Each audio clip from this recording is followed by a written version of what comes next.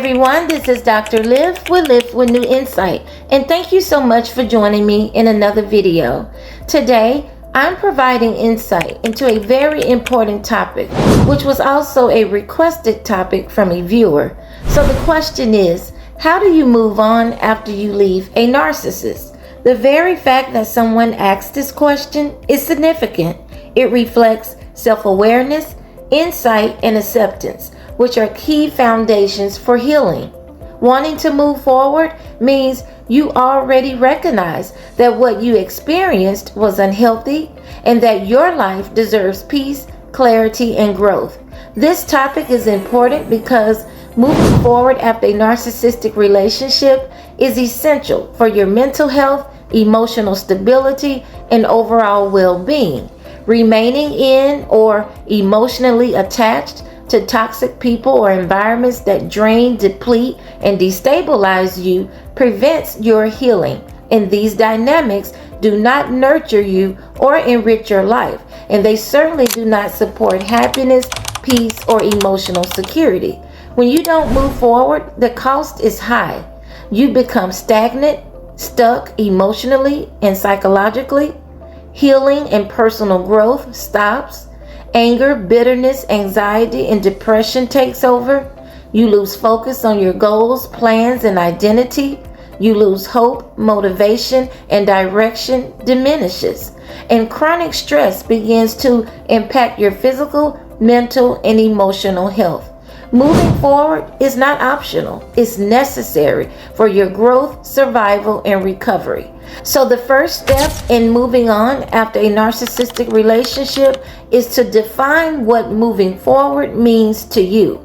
Before healing can begin, you must clearly define what moving forward looks like for you.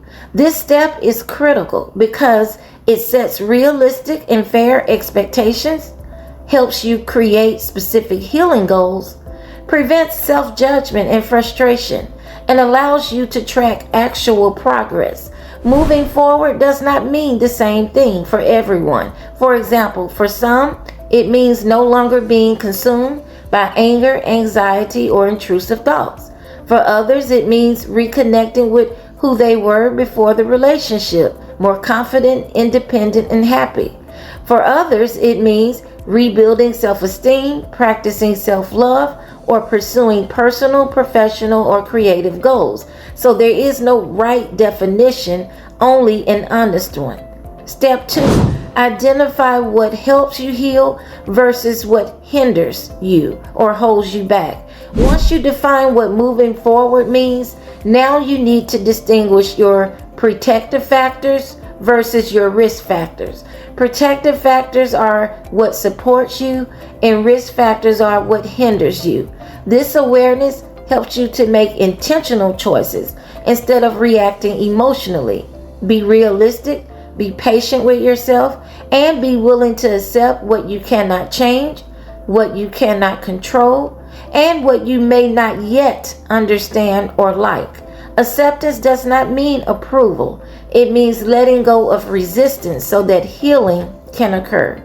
Step 3, it is necessary to expect emotional discomfort. Don't avoid it.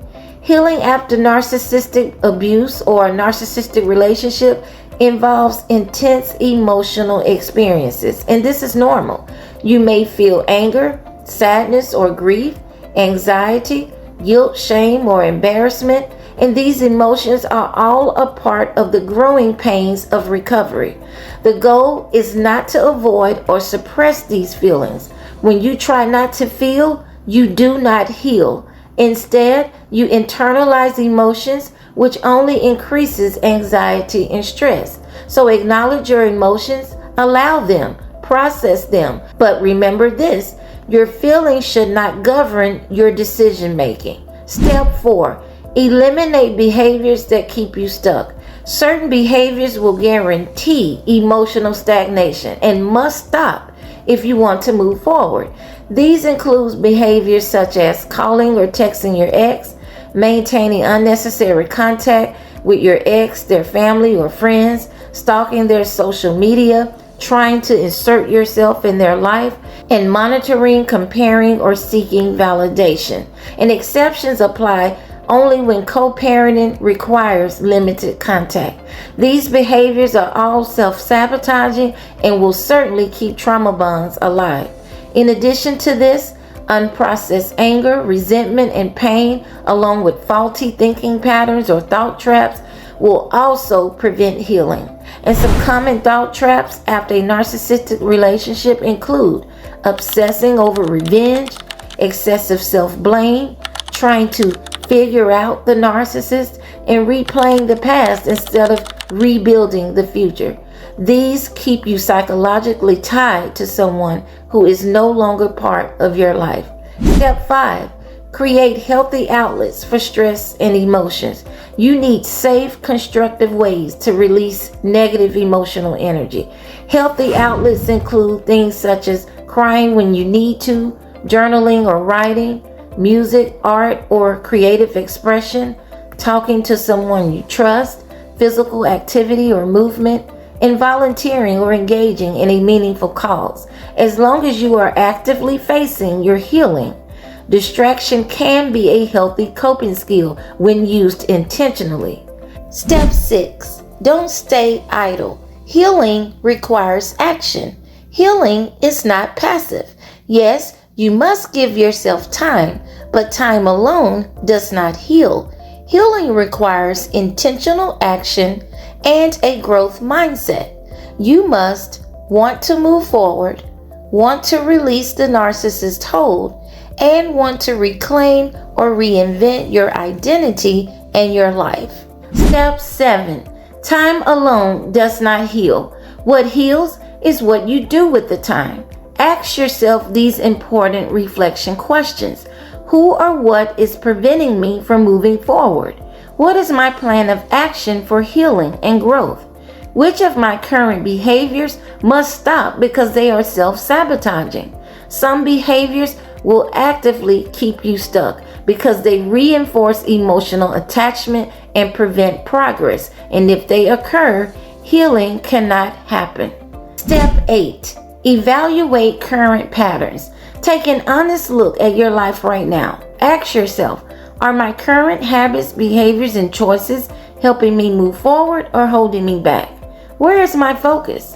Am I more focused on the narcissist, the past, and what went wrong? Or am I more focused on myself, the present, and actively building a healthier future? Where your focus goes, your energy follows, and your healing depends on that direction. Step 9. Grieving the loss and embracing rebirth. You must treat this chapter of your life like a death because it is a loss. There was a relationship, there was a version of the future and a version of yourself that no longer exists, and that loss deserves to be grieved.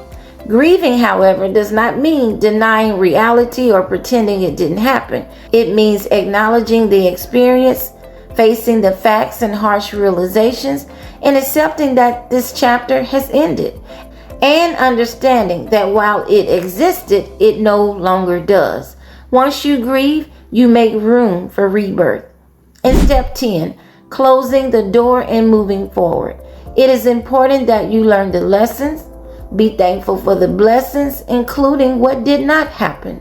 Some blessings come in the form of closed doors, futures that never unfolded, pain that redirected you from greater harm, and that door must remain closed. It is time to move forward toward healthier people, healthier environments, and healthier experiences. This is how pain becomes power, and this is how survival becomes purpose.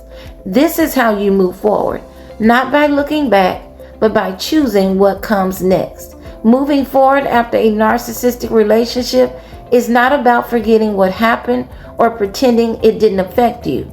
It's about no longer organizing your thoughts, your attention, time, energy, choices around that person. Healing begins when the narcissist is no longer the reference point for how you feel or how you see yourself or how you make decisions. Healing also begins when you shift your focus from analyzing them, reacting to them, or proving something to them, and instead moving toward your values, your goals, and your well-being. You move on when your life is no longer shaped by the damage they cause, but by the future you are intentionally creating. You are not behind. You are not broken. You are rebuilding, and that is powerful. Thanks for watching, and I'll see you in another video.